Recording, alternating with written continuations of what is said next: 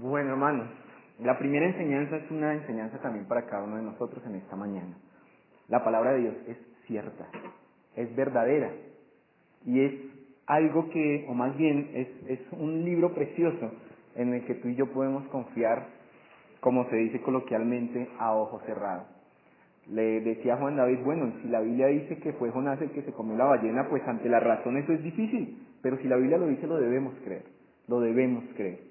Asimismo, la palabra de Dios habla de Cristo, habla de Cristo. Dice, o decía más bien, creo que es un hombre que murió hace poco, un autor bíblico, un escritor de bastantes libros, él decía que la palabra del Señor es una hermosa pintura pintada por Dios que habla solamente de Cristo. Y tú debes mirar esa pintura porque cada una de sus páginas muestra algo maravilloso, muestra a nuestro Señor Jesucristo. La palabra del Señor, hermanos, desde su primer verso, allí en Génesis capítulo 1, versículo 1, ya presentaba a Cristo. Ese texto pues es conocido: en el principio creó Dios los cielos y la tierra. ¿Y dónde estaba Cristo allí? Pues bueno, hemos providencialmente estudiado Juan capítulo 1, versículo 1, junto con nuestro pastor. Pues Juan 1:1 es un eco de Génesis, porque dice que en el principio era el Verbo, o sea, era Cristo. Y el Verbo era con Dios y el Verbo era Dios. Y existía antes que existieran todas las cosas. La palabra del Señor habla de Cristo.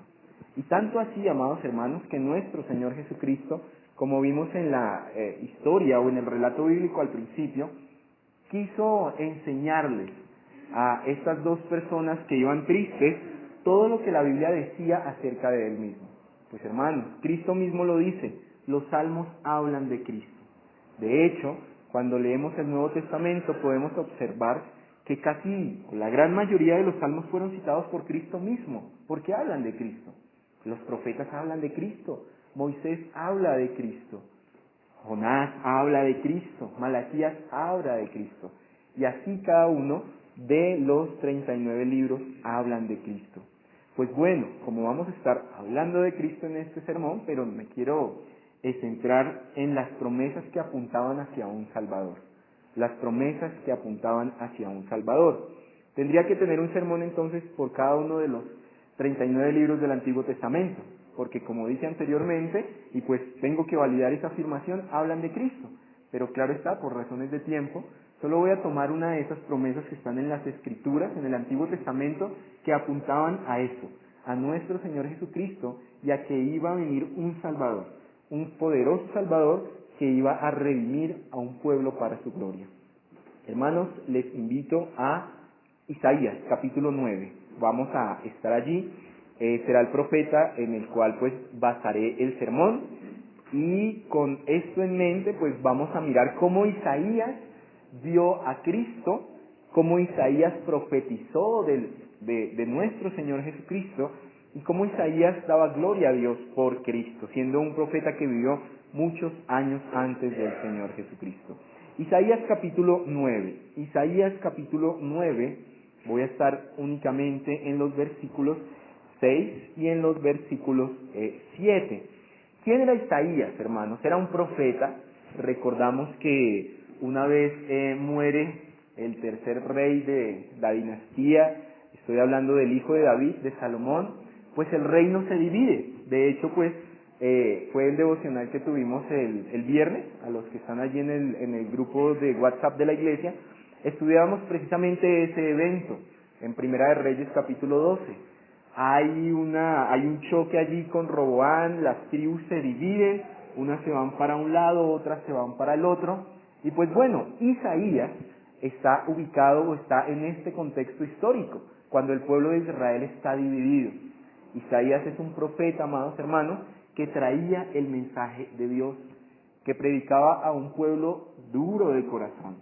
Incluso pues quizás muchas de las personas visiblemente y audiblemente que escuchaban a este profeta no se convirtieron al Señor, siguieron sus malos caminos. Pero este hombre, en ese momento en el cual pues el pueblo está mirando con decepción que esos reyes no han funcionado, que nadie se convierte al Señor, en ese momento, por medio de Dios, este profeta inspirado habla de Cristo. Y allí es donde vamos a detenernos en la profecía de Isaías. Bueno, hermanos, dice Isaías capítulo 9, versículo 6 y 7. Allí estaremos en esta mañana. Dice, porque nos ha nacido un niño, se nos ha concedido un hijo. La soberanía reposará sobre sus hombros. ¿Sobre los de quién? Sobre los del niño que había nacido. Y se le darán estos nombres: Consejero admirable, Dios fuerte, Padre eterno, Príncipe de paz.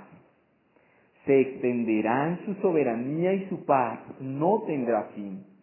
Gobernará sobre el trono de David y sobre su reino, para establecerlo y sostenerlo con justicia y rectitud desde ahora y para siempre. Esto lo llevará a cabo el celo del Señor Todopoderoso. Amados hermanos, cuando empezamos el relato bíblico allí en Génesis, no había pecado hasta el capítulo 3 de Génesis, como estudiamos ya hace también algún tiempo. El hombre, en un intento fallido, porque realmente fue eso, quiso levantar la mano contra su creador y quiso ser autosuficiente, quiso ser el rey de su propia vida, quiso hacer de su vida algo ajeno a los caminos de Dios. Desde ese momento, el hombre nace en una condición terrible. De ahí en adelante, amados hermanos, se dice coloquialmente que todo ser humano nace fuera del paraíso, a causa y en consecuencia de su pecado. Pero en ese mismo capítulo 3 del libro de Génesis hay una promesa, y pues se le llama a este versículo, pues es una promesa que apunta al Evangelio de Cristo, allí en Génesis 3:15. ¿Qué pasa en este verso? Se promete una solución perfecta, una solución radical al problema del pecado, y es que iba a venir un descendiente de la mujer que iba a aplastar la cabeza de la serpiente. Esta promesa, amados hermanos, era lo que los antiguos, los hermanos del Antiguo Testamento tenían en mente, de que iba a venir una solución que ponía definitivamente solución al problema del pecado. Pues bueno, encontramos a Isaías, unos 700 años de que Cristo viniera, y anteriormente quizás unos 3000 años desde que fue dada esa promesa. Y este hombre, inspirado por el Espíritu Santo, ve que esa promesa se va a cumplir. Y es más, nos habla de que la solución únicamente sería dada por Dios y sería nuestro Señor Jesucristo. De estos versículos, amados hermanos, quiero junto con ustedes ver tres cosas. La primera de ellas es mirar el poder de nuestro Salvador. ¿Cuál es ese niño que fue prometido allí? Veamos acá a la niña, por favor. El poder de nuestro Salvador. Lo segundo que veremos, amados hermanos, es los atributos de nuestro Salvador. ¿De qué habla Isaías? ¿Quién iba a ser Cristo? ¿Qué iba a tener de diferente ese niño? Pues veremos en un segundo lugar los atributos de nuestro Salvador. Y finalmente, en un tercer punto, vamos a mirar qué dice Isaías acerca de cómo iba a gobernar ese niño que fue prometido, o ese Salvador. Entonces, el gobierno de nuestro Salvador. Primero, ¿cuál es el poder de este niño, de este Salvador prometido? ¿Cuáles son los atributos? En un segundo lugar, ¿qué dice la Biblia de él? Y en tercer lugar, ¿cómo iba a gobernar? Y cómo está gobernando en este momento el mundo con sabiduría. Hermanos, sin preámbulos, vayamos al texto, por favor. En primer lugar, dice la palabra del Señor para hablar de ese poder de Cristo. Voy a tomar aquí algunas líneas, no de la versión que tenemos allí, sino de la Biblia de las Américas, pero es igual, solo cambian algunas palabras. Empieza diciendo Isaías capítulo 9, porque un niño nos ha nacido, un hijo nos ha sido dado, y la soberanía reposará sobre sus hombros. Hermanos, lo primero que vemos allí es que ese niño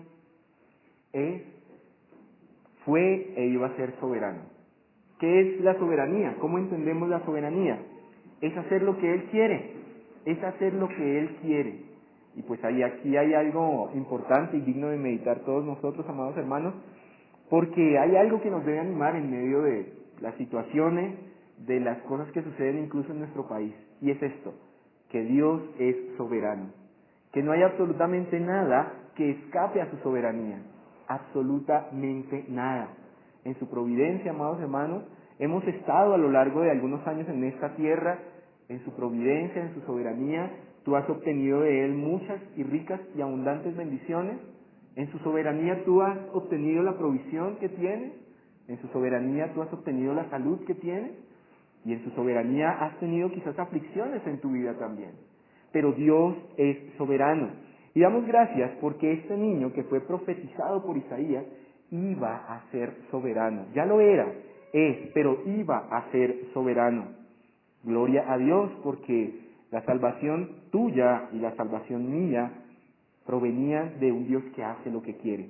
Escuchemos lo que dice Daniel al respecto en el versículo 35, más bien en el capítulo 4, en el versículo 35. Y miremos también posteriormente lo que dice el salmista en el Salmo 115:3. Dice Daniel, escribe Daniel allí, aunque bueno, en el relato de Daniel aquí está hablando es un rey que era soberano humanamente hablando. Y un rey soberano dice lo siguiente: todos los habitantes de la tierra son considerados como nada, y él hace según su voluntad en el ejército del cielo y en los habitantes de la tierra. Y no hay quien detenga su mano y le diga, ¿qué haces? Hermanos, en la tierra no ha nacido ni nacerá la primera persona que le diga al Señor, ¿qué haces? Porque Él es soberano. Aquel niño que fue profetizado en el Antiguo Testamento, que sería Cristo, es un Cristo soberano. Y si es un Cristo soberano, la salvación es soberana y es poderosa. Mire lo que dice ahora el Salmo 115, versículo 3.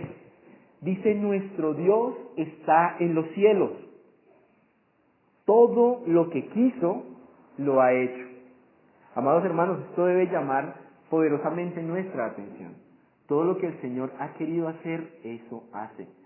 Y creemos que allí está el gobierno humano, creemos que allí en su soberanía están nuestros dirigentes políticos, creemos que en su soberanía está el clima que tenemos en este momento, el frío, el calor. Creemos que en su soberanía, y esto también es una nota de aplicación muy práctica, de lo que sucedió esta semana, de esta tragedia, amados hermanos, que fuimos afectados grandemente, no tanto quizás como las familias, pero el hecho de que estas personas hayan tenido este accidente no era ajeno a lo que Dios permitió que pasara. No era ajeno a lo que Dios permitió que pasara. Estas 71 personas que perdieron su vida estaban en el plan soberano de Dios. De hecho, fue Dios mismo el que permitió que esto aconteciera y sucediera. ¿Y para qué? ¿Y por qué un Dios hace esto? ¿Por qué un Dios trae dolor de esta manera? Hermanos, para su propia gloria. Dios es soberano. Esto que sucedió estaba dentro de la soberanía de Dios. Una nota de aplicación en este primer punto. ¿Cuán diferente es el Dios de la Biblia de el de la cristiandad moderna, tristemente? ¿Cuán diferente es este Cristo del que leemos acá, que fue prometido y que iba a ser todopoderoso, al Cristo que quizás muchas personas piensan que es? Decía al principio, hermanos, que en esta fecha pues se celebra el nacimiento de Cristo. Bueno, y pues una nota aquí de un tip, por decirlo de alguna manera, pues no se sabe a ciencia cierta si fue en diciembre o no, y mucho menos el 25 de diciembre. Algunos dicen que incluso fue en marzo, pero sin saberlo, la Biblia no nos dice, pero lo que sí sabemos es que ese niño nació y no se quedó allí siendo bebé. Recordamos nosotros hoy que Él fue prometido y que la palabra de Dios nos muestra cómo de la promesa se llegó al cumplimiento. Damos entonces gracias a Dios porque Dios es soberano. Pero bueno, después de decir esto, el profeta tenía que agregar lo siguiente. Sigo leyendo en Isaías capítulo 9, versículo 6. Y se llamará su nombre admirable, Bueno, en la nueva versión lo tenemos como uno solo, admirable consejero. En esta versión lo tenemos en dos y vale la pena hablar de cada uno por separado. Y su nombre se llamará admirable, consejero, Dios fuerte, Padre eterno, príncipe de paz. Y esto que dice el profeta nos lleva de la mano a nuestro segundo punto. Y nuestro segundo punto, amados hermanos, tiene que ver con los atributos de ese niño que fue prometido en el Antiguo Testamento y que solucionaría el problema del pecado. Bueno, ¿qué es atributos? Atributos es, no tendría una definición, digamos, para poderla, que no dejara nada por fuera, pero para poder entender un poco un atributo, hablando de Dios, es la perfección divina, el ser de Dios, sus cualidades, por decirlo de alguna manera, para que lo podamos entender. Entonces, siendo un poco más práctico en esto, pues los atributos de nuestro Salvador es, ¿qué dice la Biblia? ¿Qué cualidades iba a tener ese Salvador? ¿Qué características importantes nos dice Isaías que iba a tener ese Salvador? Y pues bueno, por lo menos tenemos allí algunos y vamos a mirarlos, así sea de una manera rápida, pero vale la pena. ¿Qué se dice de Cristo primeramente? Que es admirable, que es admirable. Quizás usted pues puede en su perspectiva, con su sentido, mirar algo que es agradable y algo que no es agradable. Pues lo que no es agradable, pues como su palabra lo dice, quizás pues uno dice, wow, esto como que está imperfecto, como que no está bien que esté de esta manera, y algo que llama su atención y que le gusta a usted, quizás cuando, no sé, va a comprar algo, o cuando sucede algo que a usted le gusta, dice, wow, esto es admirable, esto es agradable. Pero bueno, esto apenas es un esbozo, porque en Cristo, cuando se dice que Él es admirable, es decir que Él es increíble, que Él es extraordinario. Dice Jueces capítulo 13, versículo 18. Y el ángel respondió, ¿por qué preguntas mi nombre? ¿Que es admirable? Amados hermanos, el Señor Jesucristo es admirable, es hermoso, es increíble, es extraordinario. Al decir extraordinario es que supera las expectativas de absolutamente todo. Por eso incluso no podemos describirlo únicamente con las palabras que yo estoy diciéndoles a ustedes en esta mañana. Y de nuestro Señor Jesucristo entonces se dice y se profetizó que era admirable. Lo siguiente, amados hermanos, consejero. Por eso, como les decía hace un momento, en la nueva versión dice admirable consejero, pero vale la pena mirarlas por separado, porque Cristo es consejero. Él fue profetizado como un Dios consejero. Dice Romanos, capítulo 11, versículo 34. Porque, ¿quién entendió la mente del Señor? ¿O quién fue su consejero? Bueno, aquí lo habla en un sentido diferente, pero es también válido. Nadie aconsejó a nuestro Señor Jesucristo de hacer las cosas como Él las hizo. ¿Por qué? Por lo que vimos hace un momento, por lo que Él es soberano. Y si nadie fue su consejero, todo lo contrario, Él es nuestro consejero. Él es nuestro consejero. Lo que encontramos en el texto bíblico, lo que encontramos en la palabra del Señor, es lo mejor que podemos tener. Traigo a colación una de las enseñanzas de Juan que estuvimos estudiando hace unos domingos atrás, cuando el Señor Jesucristo obra su primer milagro en las bodas de Caná. Él hizo algo supremamente maravilloso, bueno, lo mejor de lo mejor, cuando probaron aquel vino que inicialmente era agua, pero que Él transformó, y fue lo mejor de lo mejor porque lo hizo Cristo. Y si lo hizo Cristo fue algo admirable. Ahora, Cristo es nuestro consejero, amados hermanos. Una aplicación práctica. ¿Dónde tú y yo estamos buscando consejo? Dice el predicador, o dice, como se habla de Salomón, dice allí en Proverbios capítulo 1, versículo 10, si los pecadores te quisieren engañar, no consientas. Básicamente está diciendo, tú vas a recibir muchos consejos de muchas personas. Tú vas a recibir quizás al oído, haz esto, haz lo otro, pero ten cuidado, porque si el pecador quisiera engañarte, no recibas su consejo. Pues bueno, ¿cuál es la parte positiva y práctica para nosotros?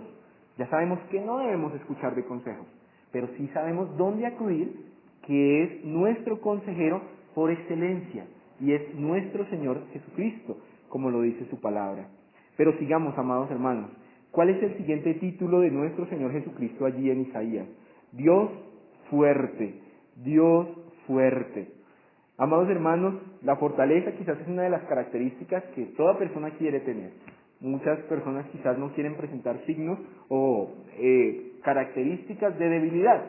Siempre la fortaleza es algo que gusta mucho, que atrae, que incluso puede dar cierto ánimo de confianza, saber que alguien es fuerte, nos da algo de confianza.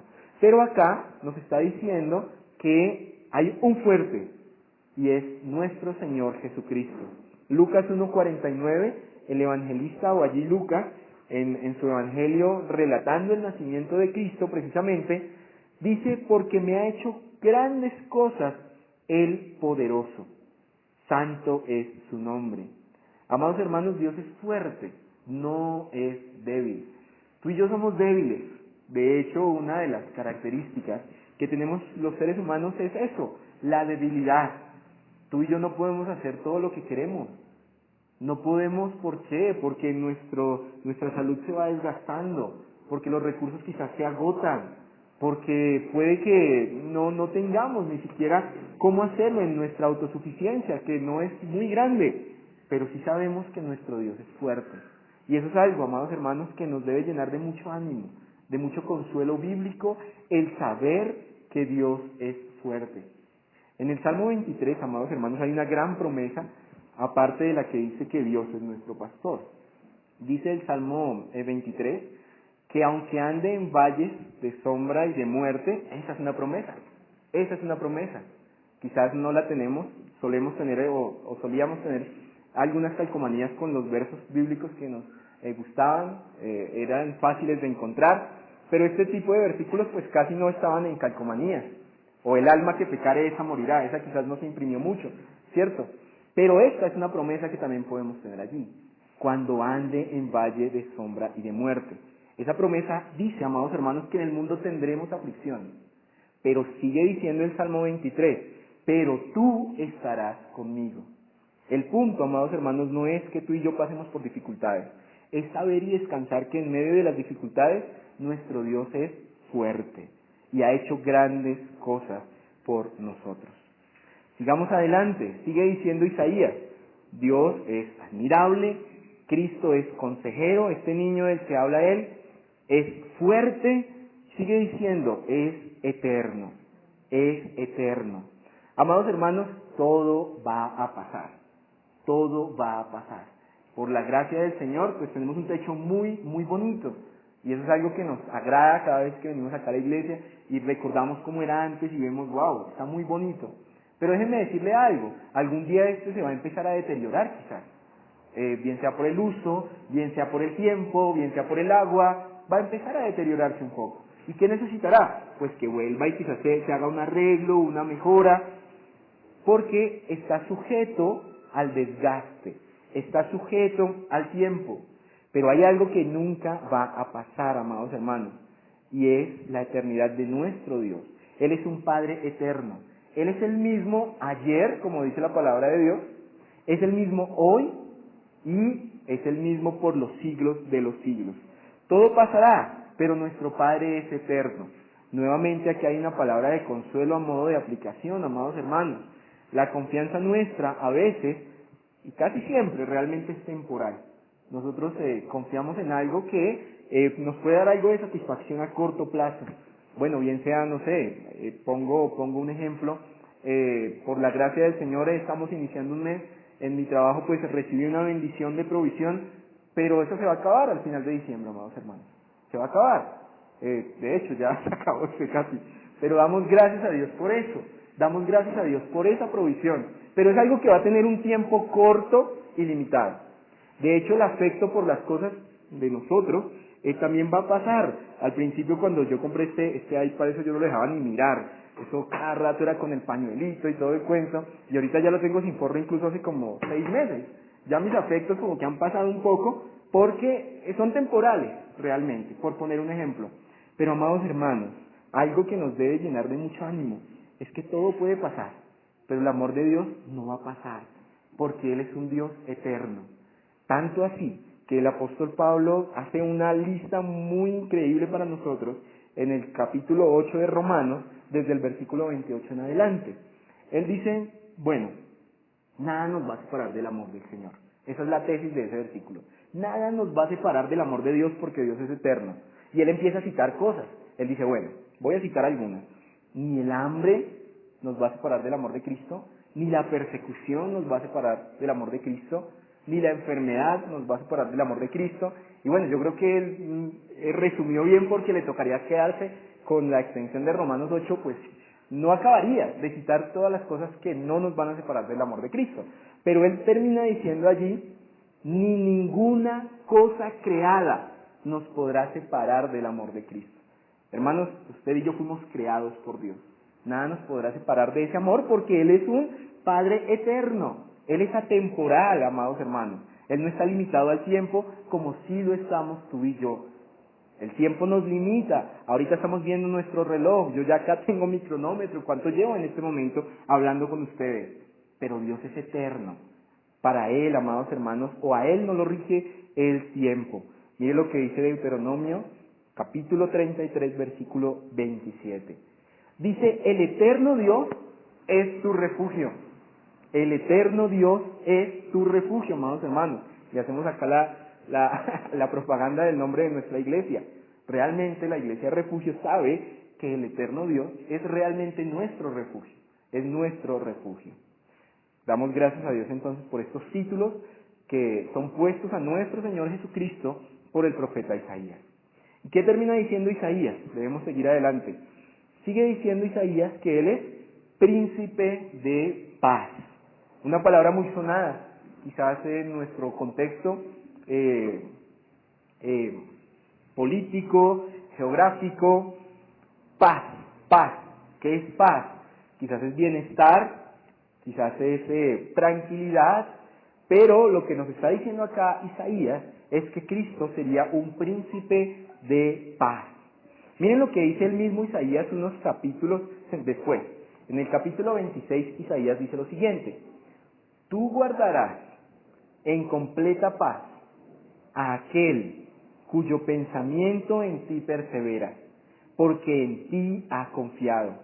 Sigue diciendo Isaías ahora en el versículo 4, confiad en Jehová perpetuamente, porque en Jehová el Señor está la fortaleza de los siglos. Pero hermanos, ¿cómo vamos a tener paz con todo lo que está pasando? ¿Cómo vamos a tener paz si esto pasa o si esto deja de suceder? Pues aquí habla no solo de una paz, sino de una paz completa. Y es completa porque viene ¿de quién? De Cristo. Es una paz plena. Es legítimo, amados hermanos, lo que quizás hacen las personas de buscar tranquilidad. Eso es legítimo, pero nunca será completa. Realmente, pues, quiero poner muy de contexto y muy de aplicaciones a lo que estamos viviendo acá, como hace un momento mencioné esta tragedia hablando de la soberanía de Dios. También quiero poner en contexto lo que está sucediendo, amados hermanos. Pues, como se pueden dar cuenta, hay algunas personas que están muy contentas, hay otras que no con esto de los acuerdos de paz, y ahí podemos ver algo que ya lo sabíamos. Mejor dicho, no estamos descubriendo, como se dice coloquialmente, que el agua moja. Pues que unos van a estar contentos y otros no. Eso es algo que no va a ser completo. Pero lo que sí nos dice el texto bíblico es que Cristo es un príncipe de paz. Y que la paz de Cristo es una paz completa. Y es una paz perfecta. Y pues me tocaría devolver todo el sermón y decirles por qué es perfecta. Porque Dios es un Dios soberano, porque Dios es un Dios eterno, porque Él es un Dios fuerte y así sucesivamente. Pero Él es el príncipe de paz. Gracias a Dios entonces, porque habla el profeta Isaías acerca de los atributos de Cristo. Ahora notemos, ya para terminar y en tercer lugar, cómo es que es el gobierno de Cristo, según el versículo 7 de Isaías. ¿Cómo es el gobierno de Cristo? Y este ya es nuestro tercer y último punto. Dice Isaías 9:7, el aumento de su soberanía y de la paz no tendrán fin sobre el trono de David y sobre su reino, para afianzarlo y sostenerlo con el derecho y la justicia, desde entonces y para siempre. El celo del Señor de los ejércitos hará esto. Amados hermanos, empiezo diciendo cómo termina el versículo. El reinado de Cristo es perfecto porque fue obrado por Él. El reino del Mesías es firme porque realmente depende de Él mismo, es lo que nos está diciendo el pasaje. El texto dice que este gobierno es desde la anterioridad o desde entonces y es para siempre. El gobierno de Dios es perfecto. Bueno, ¿y Dios está gobernando actualmente? Sí, está gobernando actualmente. En este momento nuestro Señor Jesucristo está sentado en un lugar de autoridad.